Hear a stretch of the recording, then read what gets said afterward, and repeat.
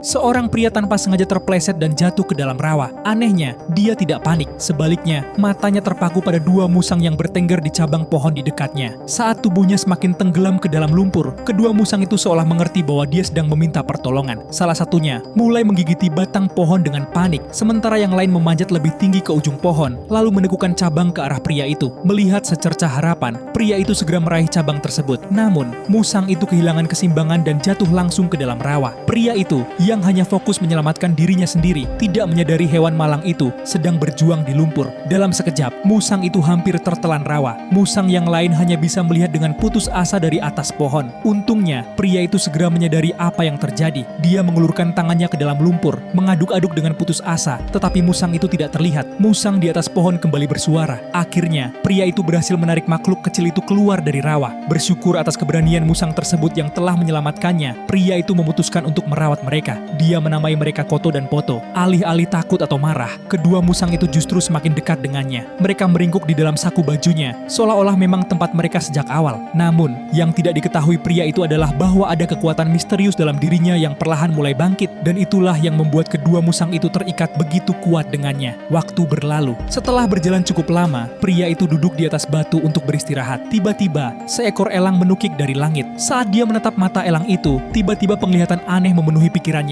Dia melihat para prajurit mengejar seekor hewan, mengikatnya di tiang kayu, lalu memukulinya tanpa ampun. Dalam sekejap, pria itu menyadari bahwa elang itu sedang meminta bantuannya. Didorong oleh naluri yang tak bisa dijelaskan, dia segera pergi mencari tempat yang dia lihat dalam penglihatannya. Tak lama kemudian, dia menemukan seekor macan kumbang hitam yang terikat pada sebuah tiang. Dua prajurit berdiri di dekatnya, siap menyerang lagi. Pria itu tidak bertindak gegabah. Sebaliknya, dia mengirim Koto dan Poto untuk diam-diam menyelinap ke belakang para prajurit dan mencuri busur panah mereka. Saat para prajurit menyadarinya, semuanya sudah terlambat. Pria itu langsung maju untuk menyelamatkan macan kumbang tersebut. Tanpa senjata, para prajurit mencabut pedang mereka dan menyerang. Tetapi pria itu tidak gentar. Dia melawan dengan ganas dan dengan mudah mengalahkan mereka berdua. Tepat saat dia menarik napas, seorang prajurit berkuda muncul dari bayangan dengan busur panah terarah langsung ke dadanya. Sebelum prajurit itu sempat menembak, elang itu menyambar dari atas dan menjatuhkannya dari kuda. Melihat kesempatan itu, pria tersebut melempar pisau dan memotong tali yang mengikat macan kumbang. Bebas dari ikatan, macan kumbang itu mengaum penuh amarah, lalu menerkam prajurit yang jatuh dan mencabiknya dalam hitungan detik. Setelah semuanya selesai, pria itu hendak pergi, tetapi macan kumbang itu menghentikannya. Sebagai bentuk rasa terima kasih, ia memilih untuk mengikuti pria tersebut. Pria itu tersenyum dan memberinya nama Rohar.